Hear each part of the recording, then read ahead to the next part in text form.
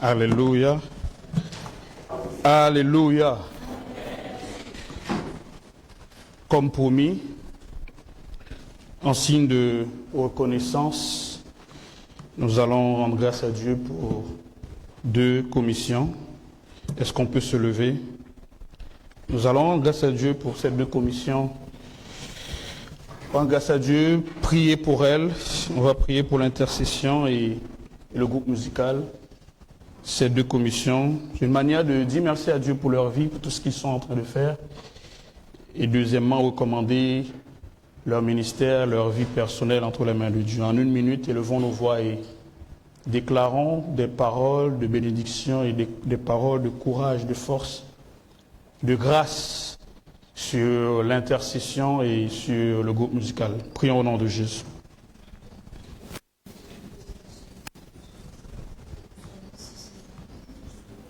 Oui, Père, nous prions pour ces 2 commissions. Nous voulons te rendre grâce pour tout ce qu'ils sont en train de faire dans cette ville de Tanger. Nous te bénissons, Père, parce que tu es ce Dieu qui a donné la force à tout un chacun.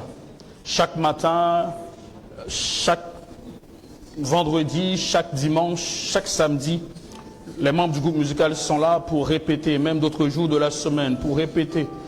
Il y a ceux qui travaillent, il y a ceux qui étudient, mais ils sont là pour répéter, pour se donner, afin que les cultes soient encore meilleurs, pour t'offrir des actions de grâce. Les membres de l'intercession dans leur maison, mais aussi les mardis ici, en train de prier, se mettre au milieu pour supplier ta grâce en faveur de cette église, en faveur des frères et des sœurs.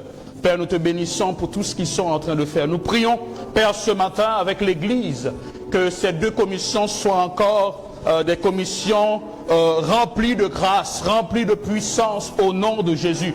Quand ils exercent ou quand elles exercent leur ministère, que ta gloire, ta présence les accompagne au nom de Jésus. Nous prions également, Père, pour chacun individuellement. Père, nous prions que dans leurs études, dans leurs projets, dans leur travail, Père, je prie, nous prions, Père, que ta bonne main soit sur eux. Quelqu'un puisse dire, oh oui, j'ai vu la main de Dieu. La Bible dit que tu es celui qui récompense. Alors, Père, récompense encore tes fils et tes filles, non pas à cause de ce qu'ils font seulement, mais à cause de ton amour, ta bonté et ta grâce. Nous te bénissons, Père, parce que nous croyons que à partir de maintenant, quelque chose de nouveau se passe dans leur vie. Que l'honneur et la gloire te soient rendus au nom de Jésus le Christ. Amen. Est-ce qu'on peut acclamer le Seigneur? Merci, vous pouvez reprendre place. Alors ce matin, je nous invite à prendre nos cahiers, nos stylos ou bloc-notes dans nos téléphones pour ceux qui ont bloc-notes, car c'est l'heure du bilan. Amen. Chers frères et sœurs, je sais que vous n'avez pas compris, vous allez comprendre quand je vais annoncer le thème. Chers frères et sœurs, nous vivons vraiment dans un monde où tout va très vite. Ça va très vite dans ce monde. C'est un monde fast. La nourriture, même pour venir ici, on n'approuve pas de taxi, on prend, bon, je ne vais pas faire de publicité, on prend ce qu'on connaît là pour arriver ici.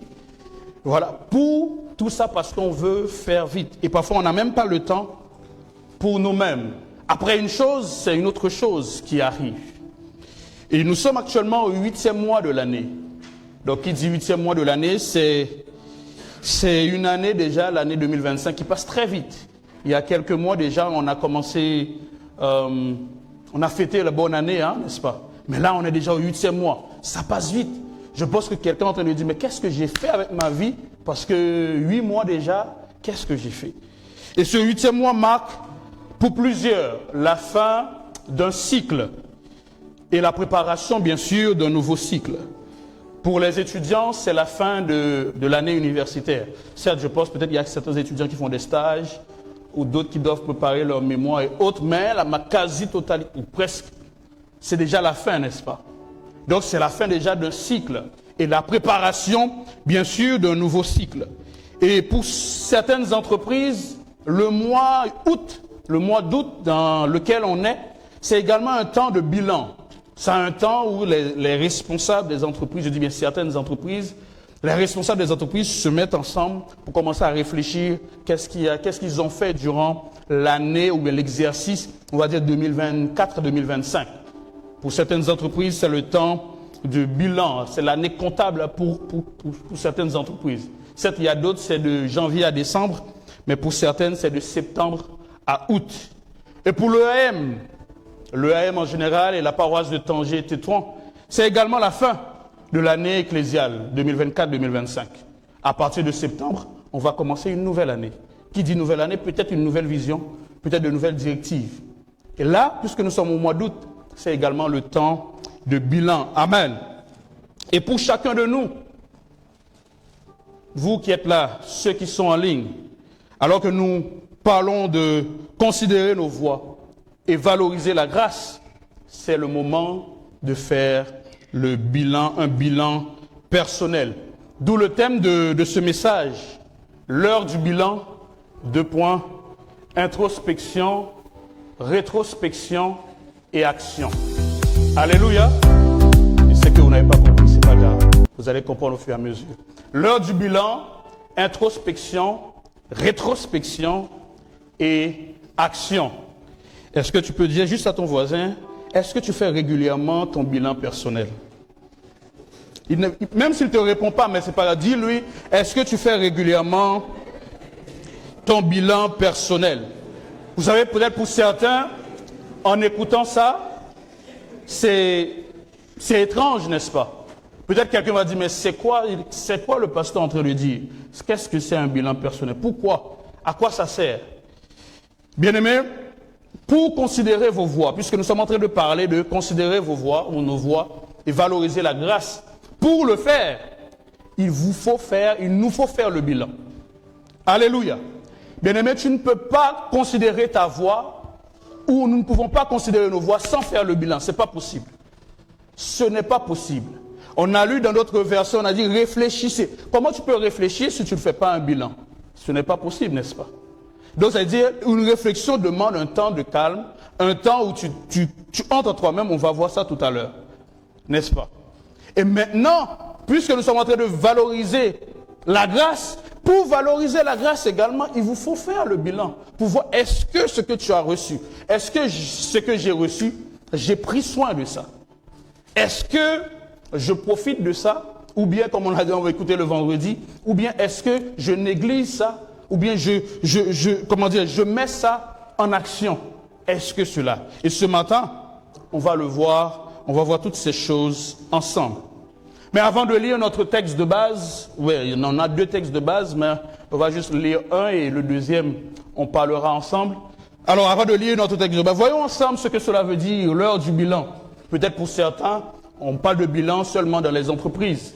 Et qu'est-ce que cela veut dire également? Faire une introspection, une rétrospection. Et bien sûr, je sais que vous convenez avec moi que vous savez c'est quoi l'action.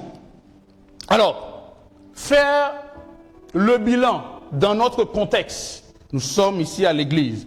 Faire le bilan dans notre contexte, c'est faire le point sur quelque chose. OK? Donc, quand on te dit de faire le bilan, tu dois faire le point. Cela veut dire, c'est voir le résultat actuel. En faisant le bilan, tu es en train de voir le résultat actuel. En réfléchissant sur le résultat actuel, tu es en train de faire le bilan. Qu'est-ce qui a produit ce résultat? Qu'est-ce qui a donné ce résultat? Est-ce que ça a marché? Est-ce que ça a marché? Est-ce que ça n'a pas marché? Donc, faire le bilan, c'est d'abord, je dirais, faire le point, c'est voir le résultat actuel, faire état de la situation. Quand quelqu'un nous dit, bon, fais-moi état de la situation. Tu es en train de raconter, faire le bilan. Tu es en train de dire, voilà tout ce qui s'est passé avant et voilà où en sommes-nous maintenant. Et c'est ce que le Seigneur nous invite ce matin à faire. Alors que nous parlons de valoriser la grâce, de considérer nos voies, il nous faut prendre du temps pour faire le bilan personnel. Alléluia. Alléluia. Amen. Bien. Puisque je suppose que vous avez compris un peu, puisque chacun a son cahier, son stylo, son téléphone.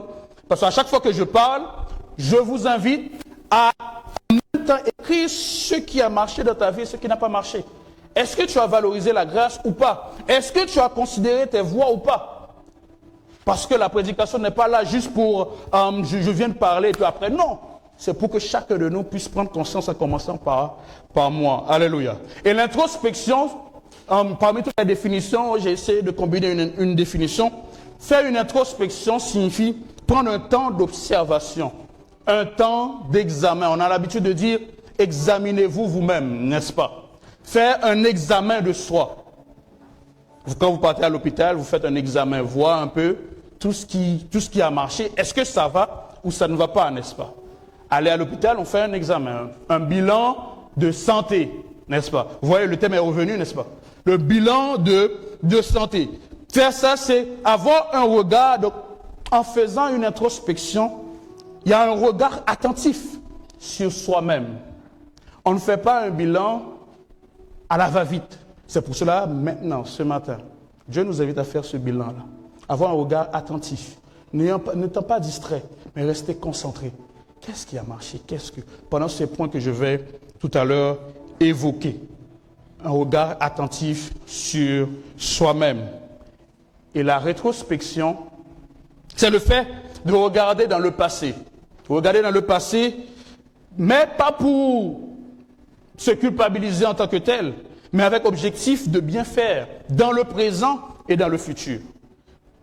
En tout cas, la définition que je donne de la rétrospection, c'est de regarder en arrière pour bien agir dans le présent et dans le futur. Est-ce que quelqu'un me comprend?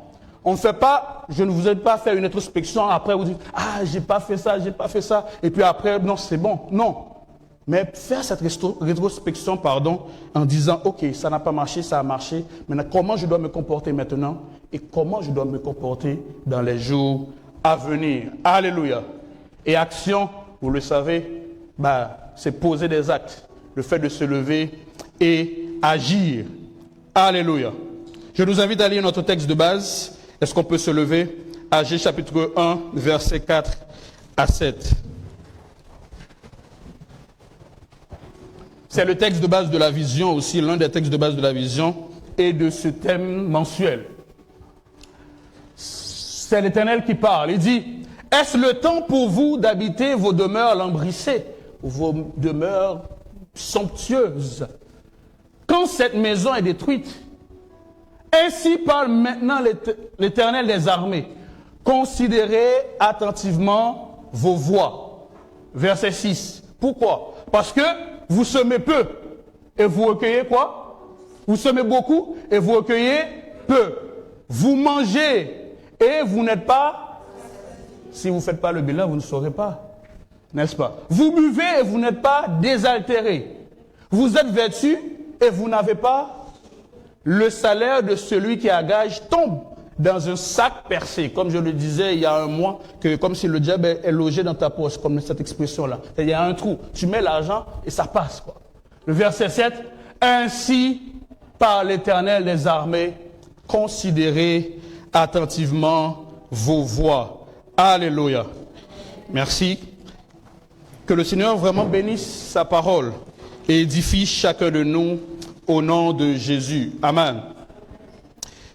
Bien-aimés, en plus de tout ce que nous avons entendu sur ce texte d'Agé, un texte que depuis le début de l'année, nous sommes en train d'étudier, mais le Seigneur nous invite le peuple ici à faire le bilan. Introspection, bien sûr, rétrospection, mais action. Alors, qu'est-ce qui s'est passé? Rapidement, les Juifs étaient rentrés depuis 16 ans. Depuis 16 ans, les Juifs étaient rentrés de la captivité, depuis 16 ans. Ils avaient commencé à reconstruire le temple. Ils avaient déjà commencé à reconstruire le temple. Hein? Vous voulez comprendre Agé, allez dans Esdras. Allez dans Esdras, vous allez voir que le peuple déjà commençait à reconstruire le temple. Mais qu'est-ce qui s'est passé? C'est que sous le roi Cyrus, ils ont reçu le feu vert de commencer à rebâtir le temple. Mais le fils viendra, il va stopper tout. Ok? Et après, il y aura maintenant des intrigues, il y aura maintenant de l'opposition, il y aura des problèmes. Ce qui va entraîner des mauvaises récoltes, il y aura la famine, il y aura la pauvreté. Et durant ces moments aussi, il y a un désordre politique, il y a une instabilité, il y a un découragement moral. Le peuple bâtissait, mais le peuple rencontrait des difficultés. Le peuple, il y avait de l'opposition, comme nous l'avons vu une fois dans Néhémie. Il y avait de l'opposition. Les gens faisaient des complots pour empêcher cela. Et malheureusement, le peuple a laissé ça. J'ai dit, bon, à cause de ce découragement-là, je vais laisser. Donc il y avait vraiment une apathie générale, quoi. C'est-à-dire vraiment un découragement moral, c'est compliqué. Et dans tous ces combats, quand vous lisez le texte, peut-être, j'ai appris que le patriarche l'a dit, mais quand vous lisez le texte, quand l'Éternel s'est présenté comme l'Éternel des armées, ce n'est pas pour rien qu'il s'est présenté comme l'Éternel des armées. Est-ce qu'on se comprend? Il s'est présenté comme l'Éternel des armées parce que le peuple également confrontait à des situations. Il y avait de l'opposition. Il y avait déjà ce temps où de déportation, oui, il commençait à revenir, oui, mais il y avait l'opposition. Je parlais du fils qui revenait. Donc, il s'est révélé également comme l'Éternel des armées en disant, je suis celui maintenant qui va combattre pour vous. Alléluia.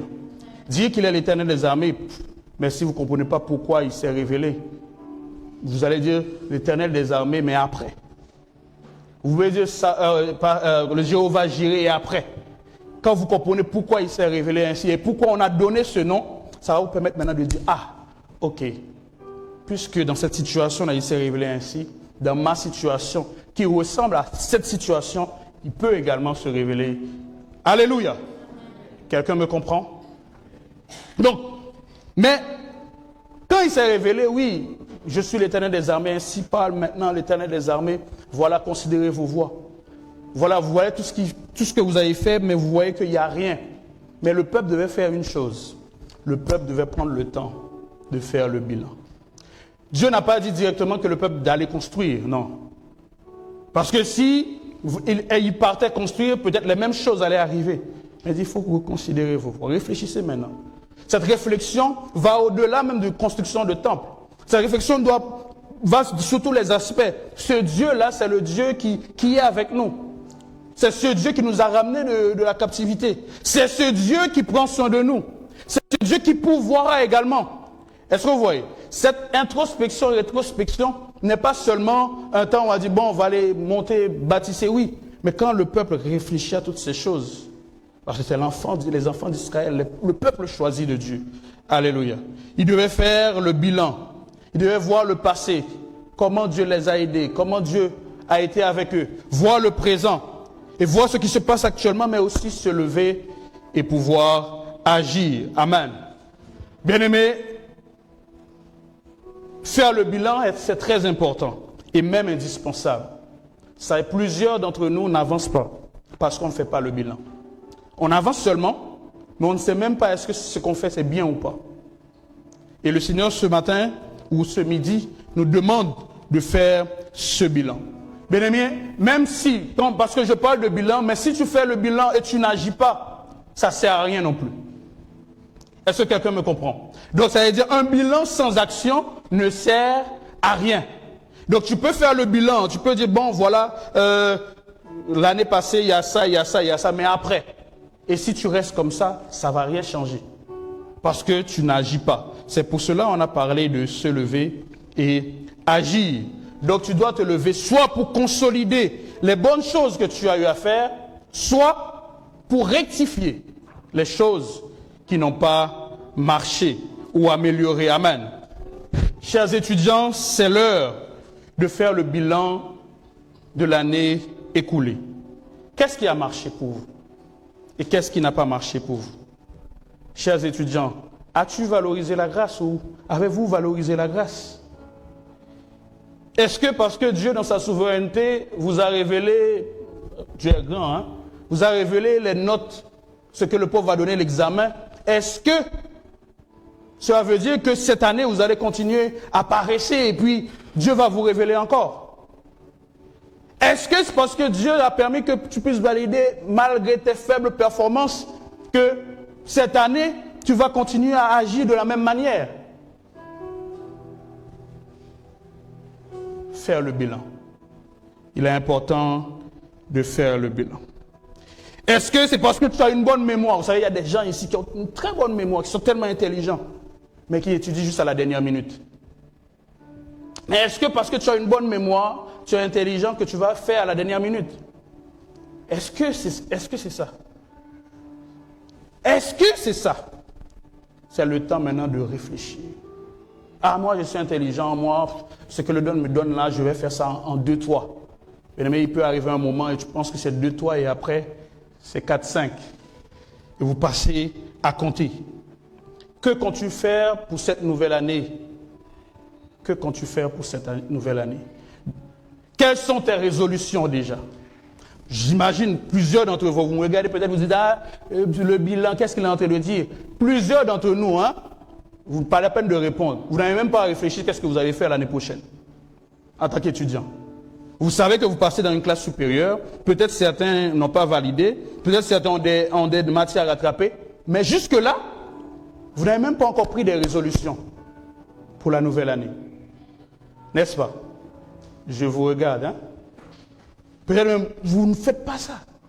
Et vous attendez l'année septembre, et c'est là où vous allez commencer à travailler. Après, en juin, juillet, vous allez commencer à pleurer, et c'est l'Église qui va payer les conséquences. Pourquoi? Parce que quand il y a examen, les gens fuient. En pensant que c'est à cause de l'Église que les gens échouent. Alors que septembre jusqu'à... Les examens, c'est quand? Janvier? Décembre? Bon, pour le premier semestre, de septembre jusqu'à décembre, vous faites rien. Et en décembre, ah, pasteur, moi j'ai mes examens, hein. On m'a envoyé ici pour étudier. Oui, c'est vrai, on vous a envoyé pour étudier. Mais pendant tout ce temps-là, on ne vous avait pas envoyé pour étudier, n'est-ce pas? Considérez vos voies. Alléluia. Il faut faire le bilan. Si l'année dernière, ça n'a pas marché, c'est parce qu'il y a quelque chose qui a cloché, n'est-ce pas? Et si l'année dernière, ça a marché, il faut maintenant consolider ça. Faire encore mieux. Job chapitre 22, le verset 28 dit, « À tes résolutions répondra le succès. » Amen. À tes résolutions répondra le succès. Ou le succès répondra à tes résolutions. C'est-à-dire, quand tu décides, c'est là ce que tu décides de faire. On dit chez nous, qui veut juin, bon maintenant comme il y a 2 semestres, mais on dit chez nous, qui veut juin prépare quoi? Septembre. Qui veut juin prépare septembre. Donc, vous voulez avoir une bonne moyenne à la fin de l'année, c'est dès maintenant, il faut commencer à se préparer. Amen. Alléluia. Il est temps, de faire le bilan afin de considérer tes voies et valoriser la grâce que tu as reçue. Amen. Alléluia. Chers étudiants, on espère que cette année sera encore meilleure que l'année passée. Amen. Parce que vous avez fait le bilan. Vous allez réfléchir, vous allez dire non, là, ça n'a pas marché, je dois évoluer. Alléluia. Bien. Alors, pour ceux qui travaillent ou ceux qui sont dans les affaires, c'est également l'heure de faire le bilan de ton rendement, de ton entreprise, dans l'entreprise où tu es, mais aussi là où tu travailles. Bien aimé, faire le bilan de tes activités en tant qu'entrepreneur. Il y a des entrepreneurs, j'ai vu qu'il y a beaucoup d'entrepreneurs, hein, micro-entrepreneurs qui commencent à avancer. Il y a ceux qui travaillent partout, hein, dans des entreprises, soit personnelles ou autres. C'est le moment de faire le bilan. Chers travailleurs, est-ce que c'est parce que tu as la faveur des patrons ou des patronnes que tu dois travailler comme tu veux et ne pas te donner un bon rendement? Et ne pas donner un bon rendement. Hein?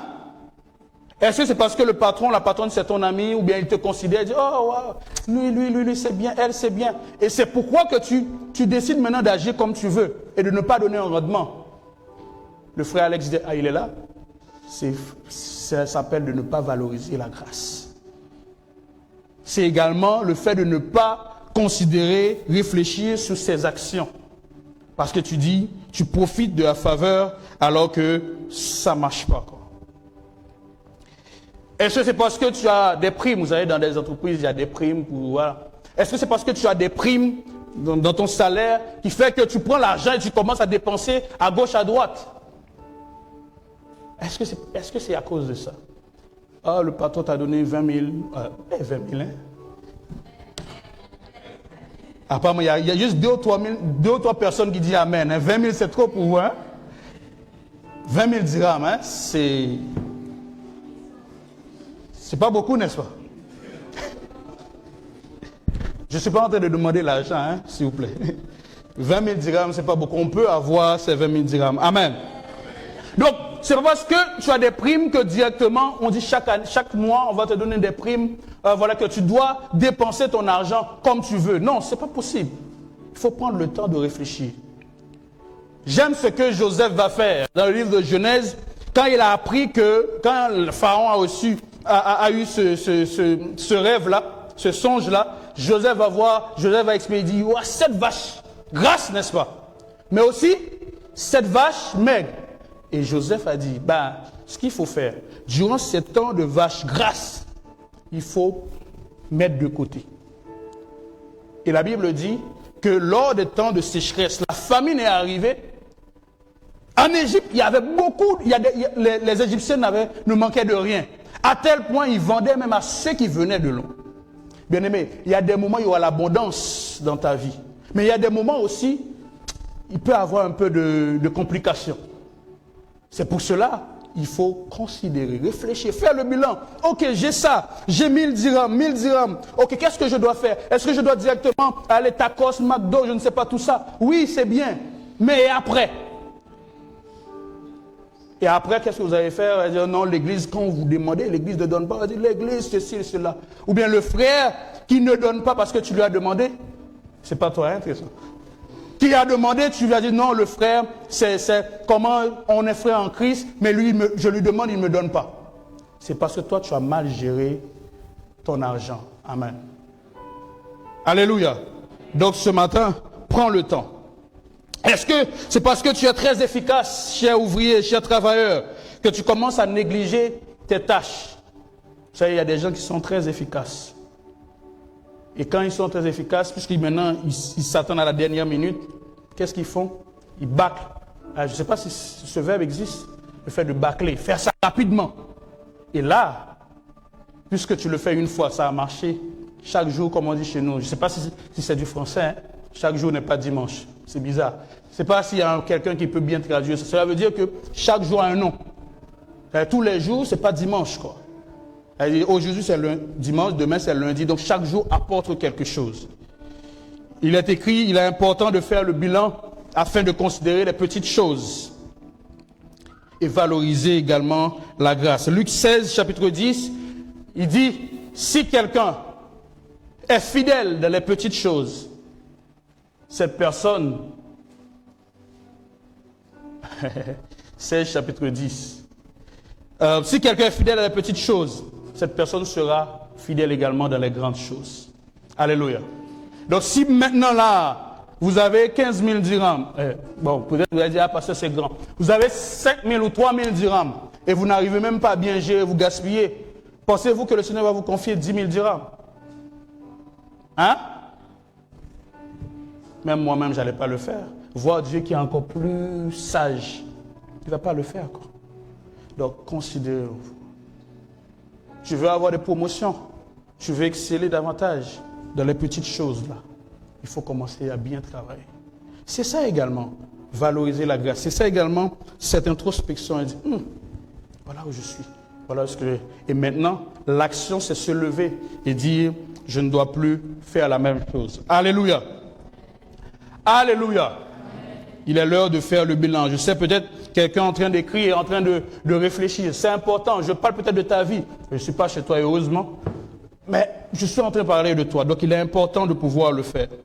Bien-aimé, c'est également le temps du bilan de ta relation avec Dieu, de ton service à l'Église. Frères et sœurs, as-tu ou avons-nous valorisé la grâce que nous avons reçue? Vous savez, il y a des gens qui chantent. Mais parce qu'ils chantent très bien, ils ne travaillent plus sa voix. Vous vous rappelez de l'histoire de Samson que j'ai racontée ici? Samson était tellement... Il a la grâce. Et qu'est-ce qui se passe? Arrivé un moment, il a oublié même. Son intimité avec Dieu n'était plus la même. Il a oublié que ses cheveux étaient coupés. Sa grâce, la grâce n'était plus avec lui. Bien aimé, c'est la même chose qui nous arrive parfois. On vient, on chante, on joue. Parfois on vient ici, on ne se prépare même pas, on prie même pas, on vient, on fait tout. On ne valorise pas la grâce. Pourquoi on ne valorise pas la grâce? Parce qu'on ne fait pas le bilan. On ne voit pas comment on est. On ne voit pas ces choses. Est-ce que tu es celui que tu es vraiment? Est-ce que nous sommes celui que nous sommes vraiment? Quand on te voit, quand on me voit, est-ce qu'on voit, est-ce que c'est moi-même? Est-ce que c'est toi-même? Ou bien il y a une face cachée? Ou bien il y a un masque qui est là? Considérez vos voix. Est-ce que c'est parce que tu as l'onction ou tu manifestes des dons que tu dois être rebelle, que tu dois être orgueilleux? Est-ce que c'est pour ça? Vous savez, il y a maintenant quelqu'un quand je prie chaque jour. Et ces derniers jours, je dis Seigneur, aide-moi, peu importe que je respecte les aînés. Je demande à Dieu de m'aider à respecter les aînés. Vous savez, parce qu'arrivé un moment, quand tu commences à avancer, comme on dit chez nous, on commence à avoir 1 plomb, 2 plombs, 3 plombs, 10 plombs, 20 plombs, tu penses que celui qui est ton aîné ne connaît pas et que tu connais plus. Ou comme tu manifestes certaines choses, lui pas encore au moins, tu es plus expérimenté que lui ou qu'elle. Bien-aimés, faisons attention. Alléluia. Donc, est-ce que c'est parce que là tu es devenu orgueilleux, rebelle, disant, oh lui, elle, oh moi je peux faire ça. Lui, toi tu as fait ça, toi tu as fait ça. Et maintenant on ne peut plus te parler. Parce que tu as l'onction, tu as la grâce. Parce que tu connais quelque chose. Bien-aimé, c'est le temps de pouvoir valoriser la grâce. De réfléchir sur soi-même. C'est l'heure du bilan. Est-ce que c'est parce que, une chose que moi à tous ceux qui sont proches de moi, je suis un peu plus dur. C'est parce que tu es proche des pasteurs ou des responsables que tu te crois maintenant, tu peux faire ce que tu veux. Pour moi, ça ne marche pas. Au contraire, ceux qui peut-être sont plus proches de moi, ils doivent être plus disciplinés dans ce qu'ils font. Parce que maintenant, nous vivons dans un monde, et même dans l'église, où le fait que je suis ami avec les pasteurs ou les responsables, je pense que j'ai le droit de faire ce que je veux. Bien-aimé, ce n'est pas un champ de maïs. Est-ce que quelqu'un me comprend? Chacun suit les principes. Ce n'est pas un champ de maïs. Même si tu étais plus proche, tu suis les principes. Et ça, je l'ai depuis petit. Bon, quand je dis petit, depuis longtemps. J'ai une cousine, quand je suis dans mes responsabilités, c'est comme si, pas que je ne te connais pas, je te connais, mais tu es soumis aux mêmes principes que les autres. Et à la maison, on est amis. Mais là, il n'y a pas d'amis. Bon, pas qu'il n'y a pas d'amis, on n'est pas, voilà. Bien aimé, on a besoin de ça. Considérez-vous, parce que ces genres de choses t'empêchent même de pouvoir avancer. Est-ce que c'est parce que Dieu te pardonne toujours qu'il faut continuer à vivre dans les mêmes choses? J'ai fait ça, Dieu me pardonne. J'ai fait ça, Dieu me pardonne. Mais je continue dans la même chose. Il arrive un moment, le moment c'est la mort. Eh bien peut-être tu n'auras pas le temps de demander pardon à Dieu. Et c'est fini. Le frère Alex, le vendredi, nous a parlé du roi dans le livre de Daniel, qui a été pesé sur la balance. Dieu a dit, pesez, comptez, pesez, voilà, et divisé. Il dit que le roi était là, il pense qu'il était au-dessus de tout. Alors que quand sur la balance, il nous a bien expliqué, il n'avait pas de poids. Il était léger et son royaume a été divisé. Hein? Est-ce que parce que tu as la grâce que tu veux directement faire? Bien aimé, il faut faire attention. Ça me rappelle une vidéo que je disais à quelqu'un, c'est cette vidéo-là que je vais vous parler. Je vais vous faire résumer, je vais vous envoyer cette vidéo. Jusqu'à maintenant, cette vidéo me fait trembler. Jusqu'à maintenant, ça me dérange. C'est une vidéo sur YouTube, hein, je vais vous envoyer ça dans le groupe. Un pasteur qui a fait un malaise et qui est tombé parti à l'hôpital et qui est parti dans l'au-delà. Et arrivé, il y a eu beaucoup de choses. Il est parti dans les enfers, voilà, dans les endroits, il a vu des stratégies. Bref, c'est pas ce qui est important. Le plus important, c'est qu'il arrive devant la porte du ciel, selon ce qu'il explique. Et Dieu lui dit, il veut entrer. Dieu lui dit, tu ne peux pas entrer. Oh, il dit, comment ça? Il dit, retire-toi, pharisien. C'est le terme qu'il a utilisé, que le monsieur a utilisé. Pharisien, pourquoi? Parce que, alors que le monsieur, il est pasteur. Le monsieur, il est un membre respecté de sa communauté. Il faisait des œuvres. Mais Dieu dit, pharisien, tout ce que tu fais, ça ne sert à rien. Pour moi, rien du tout. Et là, devant Dieu, il a dit que c'est ça. Vous savez, quand tu es devant Dieu, tu ne peux rien cacher. Tout est clair devant lui. Il a les paroles de Dieu. C'est comme si tu vois quelqu'un que tu penses servir, te rejette. Et là, il sentait son âme, il était en sanglots. C'était compliqué, c'était triste pour lui. Parce que ce Dieu-là, en tant que pasteur, hein, pour lui, il pense, bon, pas, je vais dire, il pense peut-être qu'il marchait bien, mais alors qu'il était loin. Il était loin de Dieu. Et sa situation était critique. Vous imaginez, on est là, je suis là en train de prêcher, vous êtes là en train là, et puis vous arrivez, et puis Dieu dit que je ne vous ai jamais connu. Ouf, le Seigneur fait grâce. Fait grâce. Bien-aimé, je disais à quelqu'un que chercher l'onction, c'est très bien. Moi, je veux même être rempli davantage. Mais chercher Dieu est mieux. Parce que tu peux avoir l'onction, arriver un moment où tu abandonnes Dieu. Mais chercher Dieu, c'est encore mieux. Chercher les dons spirituels, c'est bien. Moi, je veux même tout. On dit que l'apôtre Paul a manifesté tous ces dons. Moi, je veux manifester tout même. Parce qu'il y a tellement de choses dans ce monde que j'aimerais vraiment... Oh. Mais le plus important, ce n'est pas d'abord ça. C'est d'abord Dieu. C'est Dieu que tu dois chercher. Parce que, arrivé un moment, ta tête va commencer à gonfler. Si tu n'as pas Dieu, tu vas abandonner. Et tes dons ne servent à rien. Dieu ne va pas te demander qu'est-ce que tu as fait vraiment avec tes dons spirituels, mais ton cœur réellement. Est-ce que ce cœur-là, pour cela, il faut faire le bilan. Tu as des dons, tu as toutes ces choses. Regarde, comme on l'a lu tout à l'heure dans le psaume 123, c'est ça. Il dit, regarde si je suis sur une mauvaise voie et conduis-moi sur la voie de l'éternité. Regarde si je suis sur une mauvaise voie. Et pour le faire, il faut vraiment faire ce bilan-là. Est-ce que nous avons fait le bilan? Est-ce que chaque jour on se dit, est-ce que je sers réellement Dieu? Est-ce que nous servons réellement Dieu? Est-ce que quand on vient chanter ici, prêcher ici, on sert réellement Dieu ou bien on veut que les gens nous disent Amen, que mon frère, ma soeur, tu sois bien chanté? Est-ce que c'est ça? Bien-aimés, que le Seigneur nous aide. Parce que sinon, à la fin, vous et moi, si on arrive, le Seigneur va nous peser. Et si on est léger, il n'y aura pas de pitié. C'est là où, on va dire, c'est là où la grâce là, va s'arrêter.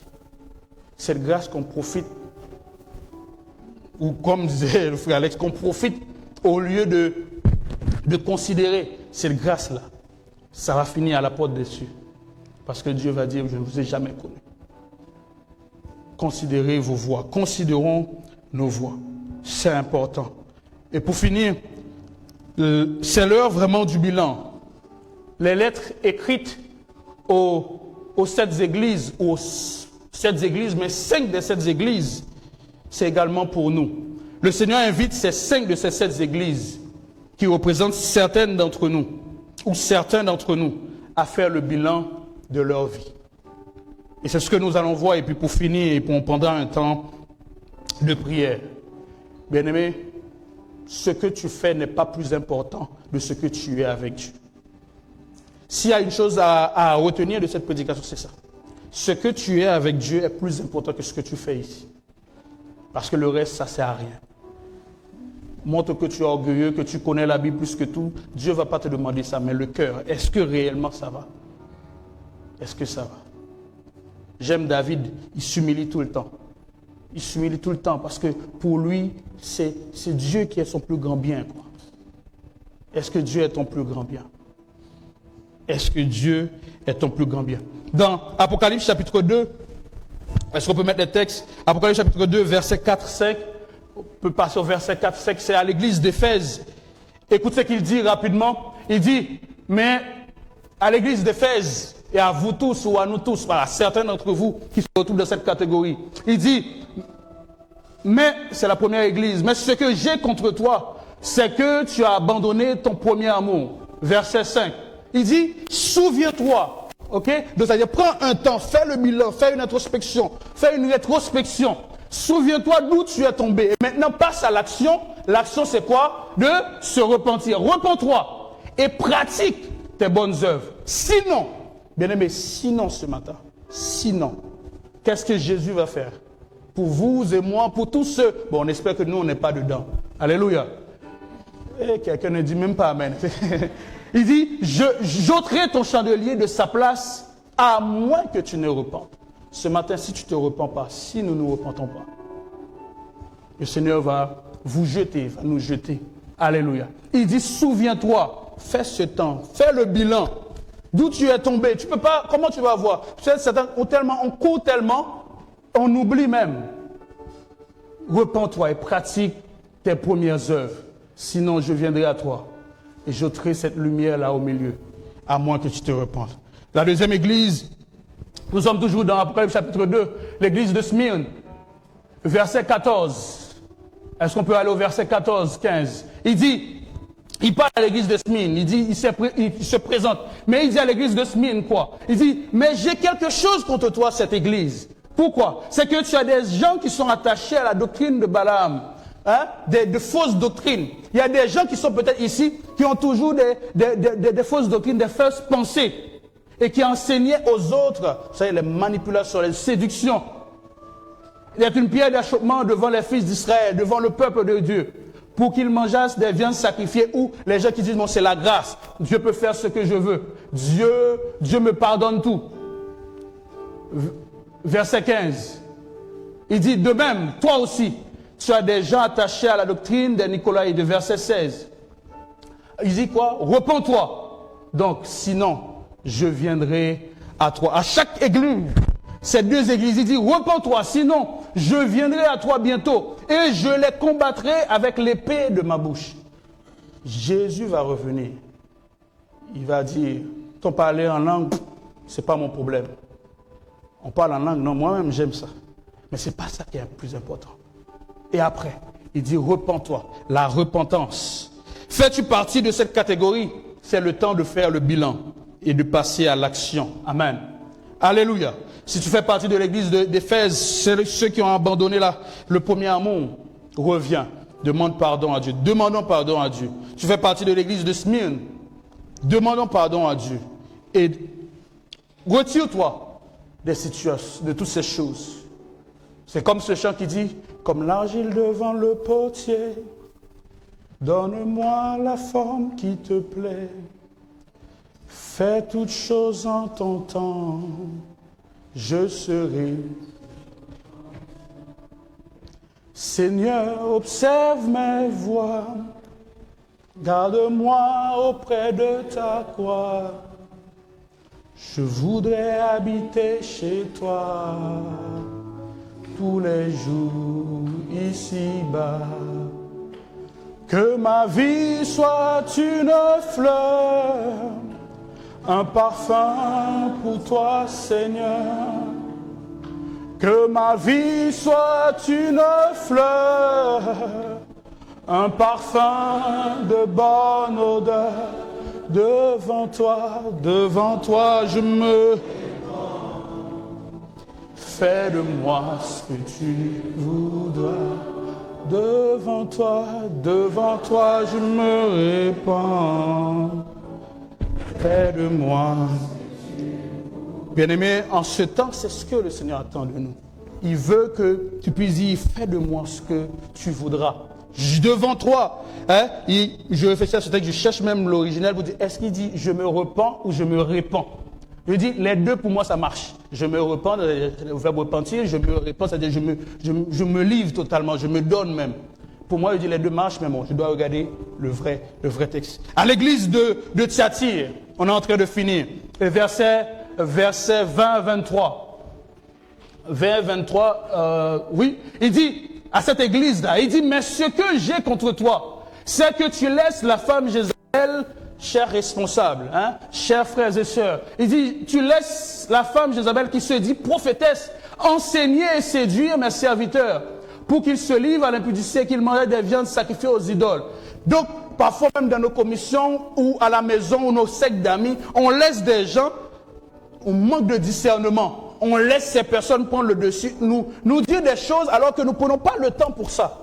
Bien-aimé, c'est le moment de dire, c'est assez. Le verset 21, il dit, je lui ai donné du temps afin qu'elle se repentisse et elle ne veut pas se repentir de son impudicité. La suite, voici, je vais la jeter sur un lit et envoyer une grande tribulation à ceux qui commettent adultère avec elle, à moins qu'ils ne se repentent. Donc tous ceux qui s'associent à cette personne-là, ces personnes-là sont également touchées. Verset 23, il dit, je ferai mourir de mort ses enfants, et toutes les églises connaîtront que je suis celui qui sonde. On a écouté tout à l'heure dans ce psaume, celui qui sonde les reins et les cœurs. Et je vous rendrai à chacun selon vos œuvres. À chacun. Devant moi, vous pouvez vous cacher. Moi-même, devant moi-même, je peux me cacher. Hein? C'est bizarre même. Hein? Devant moi-même, je peux. Tu sais, parfois, tu es à l'intérieur de toi-même, tu es en train de te convaincre que tu es bon alors que tu n'es pas bon. Tu es en train de te convaincre que tu fais bien alors que tu ne fais pas bien. Oui, parfois tu es là, tu es en train de dire, non, ce que j'ai fait là, non, c'est pas grave, c'est pas grave. Mais tu sais au fond de toi, il y a une voix qui te dit, ce que tu fais n'est pas bien. Mais devant Dieu, il dit, quand il connaît les reins, il sonde les reins et les cœurs, il va rendre à chacun selon nos œuvres. À l'église de Sardes, ils sont en train de terminer, il dit au chapitre 3, nous sommes au chapitre 3, verset 2, 3, il dit, sois vigilant à cette église de Sardes, sois vigilant et affermis le reste qui est près de mourir, car je n'ai pas trouvé tes œuvres parfaites devant mon Dieu. Verset 3. Rappelle-toi donc comment tu as reçu et entendu et garde et repens-toi. Comment tu as reçu et entendu et garde et repens-toi. Si tu ne veilles pas, qu'est-ce qui va se passer? Je viendrai comme un voleur. C'est la Bible qui le dit, Jésus viendra comme un voleur. Et là, comme un voleur. Et tu ne sauras pas à quelle heure je viendrai sur toi. Amen. Si on ne se repent pas. Regarde, rappelle-toi comment tu as reçu la parole, comment tu marchais. Et ça te demande de faire le bilan. Cessons de vivre comme on veut, parce qu'on ne sait pas. Vous savez, Jésus revient, permettez-moi de le dire comme ça, Jésus revient pour chacun, pour certains, presque à tout moment. Et dès que tu meurs d'une part, je ne veux pas dire que c'est Jésus qui revient en tant que tel, mais là, c'est comme si tu commences à vivre déjà ce retour de Jésus. Parce que tu n'as plus de chance. C'est fini pour toi. Il reviendra où les morts en Christ ressusciteront. Mais dès que quelqu'un meurt, c'est fini. Et là, on ne sait même pas quand est-ce qu'on va mourir. On ne sait pas. On ne sait pas. À l'église, alors, fais-tu partie de cette catégorie? C'est le temps de faire le bilan et passer à l'action.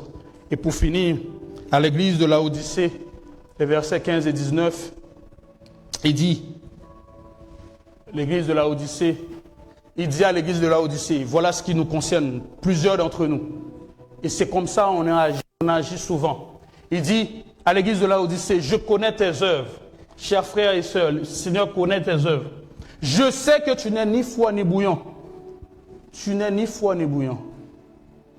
Et puisses-tu être froid ou bouillant, verset 14. Ainsi, parce que tu es tiède, et que tu n'es ni froid ni bouillant, qu'est-ce que je vais faire? Je te vomirai. Je te vomirai. Verset jusqu'à 19. Moi, je reprends et je châtie tous ceux que j'aime. Aie donc du zèle et repens-toi. Aie donc du zèle et repens-toi. Est-ce qu'on a sauté le verset 18? Voilà.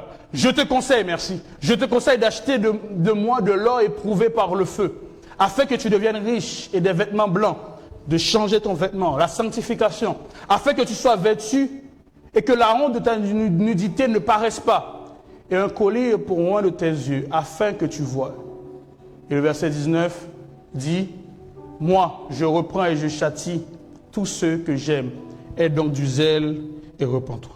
Mon frère, ma soeur, c'est l'heure de faire le bilan et passer à l'action. Dans tes études, tu as vu ce qui a marché, ce qui n'a pas marché. Alors c'est l'heure d'agir. Dans tes finances, tu as vu également ce qui a marché, ce qui n'a pas marché. C'est l'heure d'agir. Dans ton boulot ou ton entreprise, tu as également vu, en faisant ce bilan, ce qui a marché, ce qui n'a pas marché. C'est l'heure également d'agir.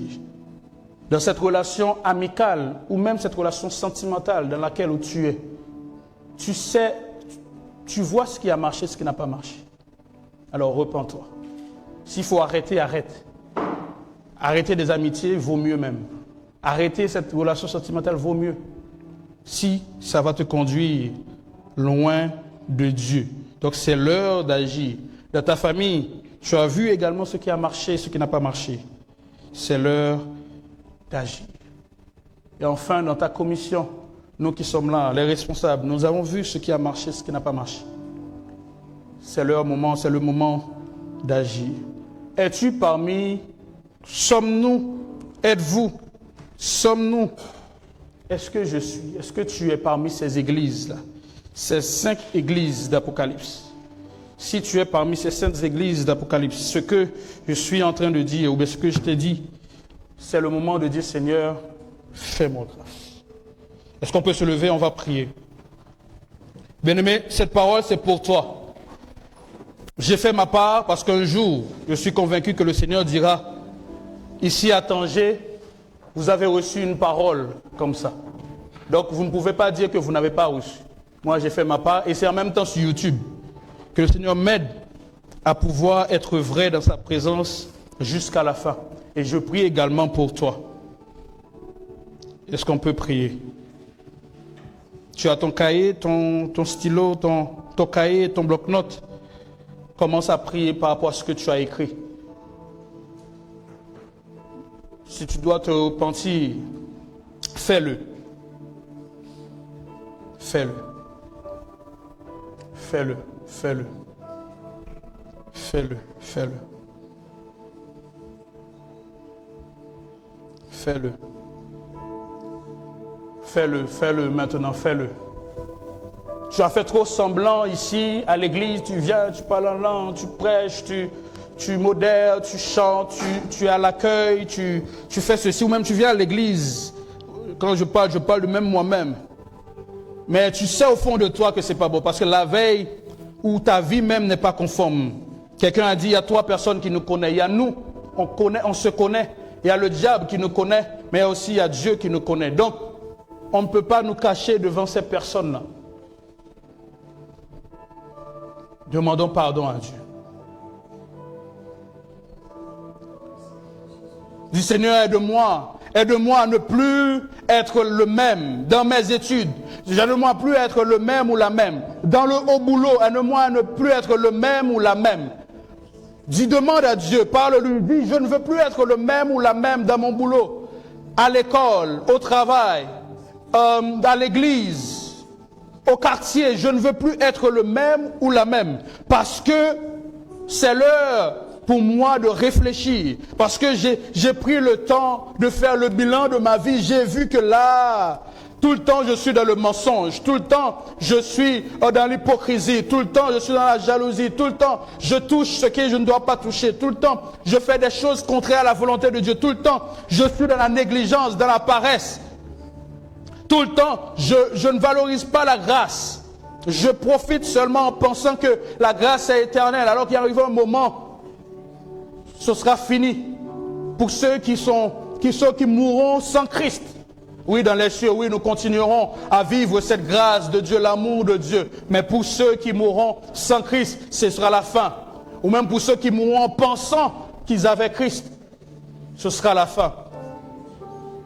Bien-aimés, c'est l'heure du bilan, l'heure de faire l'introspection, l'heure de faire la rétrospection, l'heure de se lever et d'agir.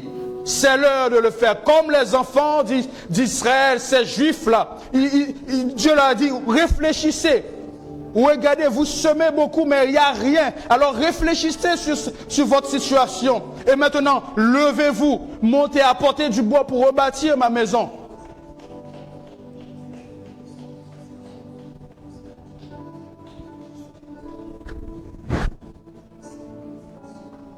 Il n'y a que toi.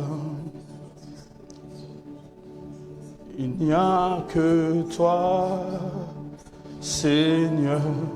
Il n'y a que toi. Continue de prier là où tu es. Il n'y a que toi, Seigneur. Dis Seigneur, il n'y a que toi, Seigneur. Il n'y a que toi que je veux. Même dans mes études, même dans tout ce que je fais. Il n'y a que toi. Il ne veut plus que tu fasses semblant. Il ne veut plus que nous fassions semblant à l'église ou ailleurs. Bien-aimé, n'écoute pas l'ennemi qui est en train de te dire. Qu'est-ce qu'il lui-même est en train de me dire? N'écoute pas cet ennemi qui est en train de t'empêcher d'écouter cette parole. Qui est en train de dévaloriser cette parole en pensant que tu connais déjà. Bien-aimé, refuse cela. Dis Seigneur, si tu as donné cette parole, c'est parce que moi-même j'en avais besoin. Peut-être tu as demandé à Dieu, tu as dit, Seigneur, oui, je vais venir à l'église. Donne-moi une parole. Peut-être que tu attendais que je te dise que le Seigneur va te bénir. Oui, il veut te bénir, mais est-ce que déjà ce que tu fais, tu l'honores? Est-ce que ce que tu fais, tu prends soin, tu valorises déjà ce que tu as? Bien-aimé, prie pour cela. Demande la grâce de Dieu. Demande la grâce de Dieu pour cette nouvelle année. Demande la grâce de Dieu pour ta vie. Implore cette grâce. Implore cette grâce. Implore cette grâce pour ta vie, pour ta famille. Dis, Seigneur, désormais je veux être vrai. Désormais je veux agir bien. Désormais je vais prendre du temps de réfléchir, corriger ce qui n'a pas marché dans ma vie. Désormais, non pas par ma force, mais à cause grâce avec l'aide du Saint-Esprit. Il n'y a que toi, Esprit de Dieu. Il n'y a que toi, Seigneur. Il n'y a que toi, Seigneur. Père, écoute la voix de tes fils et de tes filles qui prient en ces instants. Cette personne qui fait semblant depuis des jours, des mois.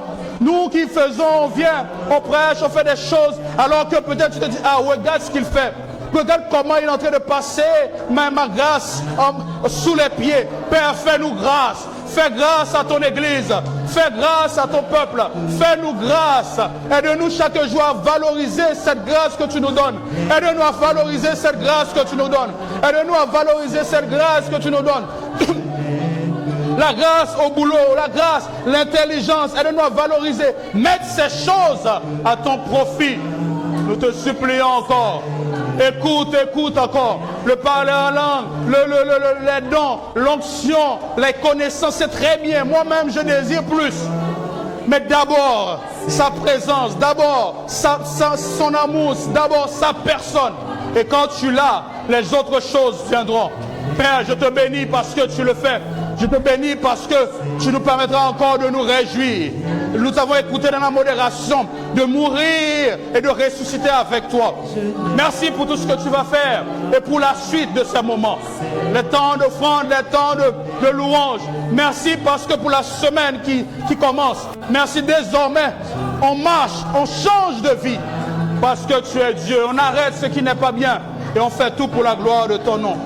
Nous bénissons ton nom, Père.